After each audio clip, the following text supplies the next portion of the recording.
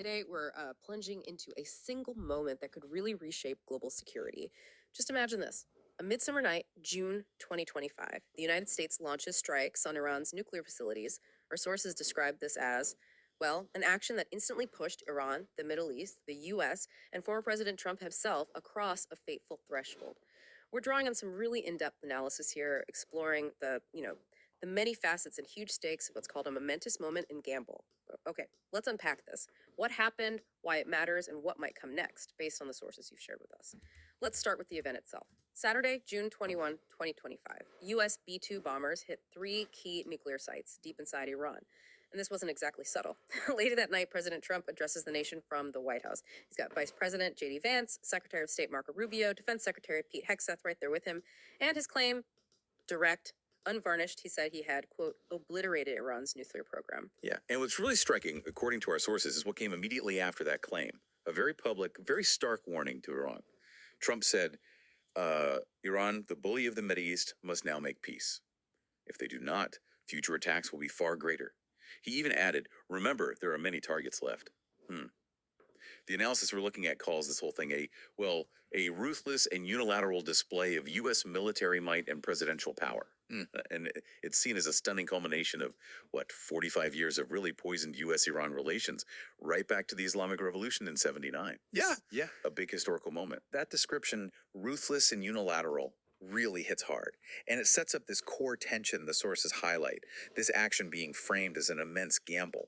The hope, clearly, was that, the fear of nuclear annihilation for Israel would vanish, Iran's power would be checked, and America's standing would, soar. But, and this is a huge but in the analysis, there's a stark warning. If Trump's gamble didn't actually destroy the nuclear program for good, it could, as the source puts it, set the U.S. and the world on a disastrous course. We're talking potential escalation into a full-scale war. He will castly quote Brett McGurk, a senior U.S. official with experience across administrations. He basically said, if anyone tells you that they know where this is going, they have no idea what they're talking about. He just flat out said, nobody knows. Wow, nobody knows. That really underscores the uncertainty, doesn't it? Yeah. So what does this all mean for what comes next? Okay, here's where it gets really interesting, especially considering Trump's history. The sources really point out how surprising this was, given his past promises to, end wars, sending U.S. forces into conflict without getting Congress's okay, or really prepping the American public for it, and apparently deciding not to bring allies on board beforehand, a very unilateral move. Exactly. And that's where a lot of the criticism highlighted in the sources comes in.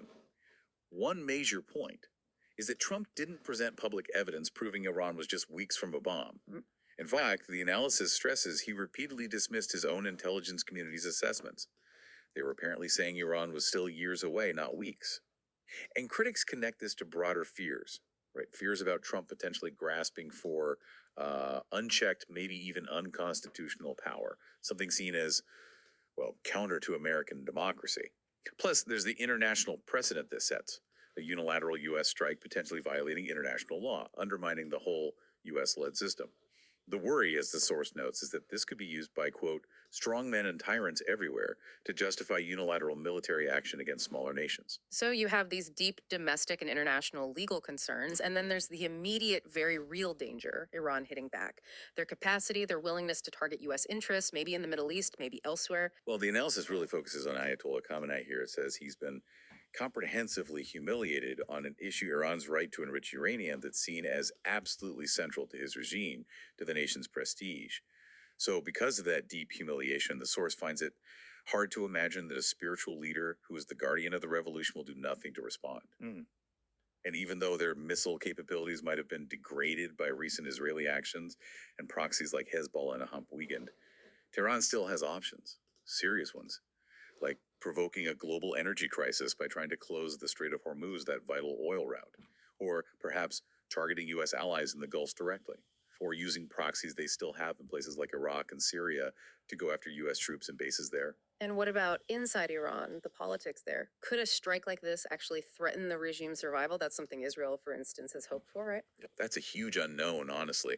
And the sources point out some really serious counter risks. Regime collapse sounds like a win to some, but it could lead to something even worse. Maybe an even more hostile regime, perhaps led by hardliners from the Islamic Revolutionary Guard Corps, the IRGC. Or it could even spiral into civil war, causing massive instability way beyond Iran's borders. There's another fear mentioned too, that a humiliated regime might just clamp down harder on its own people, doubling down on repression. It really does echo some past U.S. involvements, doesn't it? The sources bring up the desperate legacy of the Iraq and Afghan wars. They started with these seemingly spectacular military wins, but then dragged on for years and years, costing thousands of American lives, terrible injuries. It took, what, nearly 2 decades for the U.S. to find a way out? Exactly. And the sources suggest that's precisely why previous presidents held back from striking Iran directly. Despite years of proxy fighting, despite Tehran backing militias that killed hundreds of U.S. troops in Iraq, they avoided that direct confrontation. They saw the potential for another long, messy conflict. And it's important to remember the regional context here, too. Iran's power in the region had already taken some hits, right? Especially from Israeli military actions after the Hamas attacks on October 7th, 2023. Which brings us to Israel's role. This whole event is described in the analysis as a massive triumph for Israeli Prime Minister Benjamin Netanyahu. End quote. Apparently, he'd been pushing for military action against these sites for decades. The argument presented is that Netanyahu effectively started a war against Iran just over a week ago that he knew that Israel could not finish. It couldn't finish because Israel lacked the specific bunker-busting bombs the U.S. eventually used.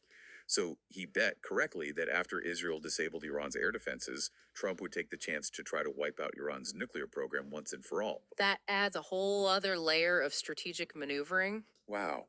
Okay, let's bring it back to the U.S. then. The sources describe an immediate political storm erupting domestically. You had senior Republicans on Capitol Hill backing Trump almost instantly. People like House Speaker Mike Johnson, House Majority Whip Tom Emmer. Johnson's quote was pretty clear. The military operations in Iran should serve as a clear reminder that President Trump means what he says. But on the flip side, strong Democratic opposition. Very strong. Top Democrats accused Trump of breaking the law, violating the Constitution. Senator Mark Warner from Virginia, he's the top Democrat on the Senate Intelligence Committee. He wasn't told beforehand, apparently. And he slammed the decision, called it an action taken without consulting Congress, without a clear strategy, without regard to the consistent conclusions of the intelligence community, and without explaining to the American people what's at stake. Pretty damning words. It's just fascinating how Trump seems to have, well, pivoted from some of his core political principles, right? The whole ending new wars in the Middle East thing. Though I guess he remained very consistent on his stance against Iran getting a nuclear bomb. That part didn't change. No, that's right. And ultimately, as our sources frame it, that was the calculation he made. Trump decided that the risk of Iran potentially getting a nuclear bomb down the line, well, that risk was deemed more disastrous than the cascade of consequences that could be unleashed by an attempt to stop it. That was the core of his wager, really. So as we wrap up this deep dive, what does this all mean? The sources are pretty clear. The U.S. is now on a new road with an uncertain end. This whole event is called a huge wager on global security and his own legacy. Thanks. So maybe something for you, the listener, to think about is this.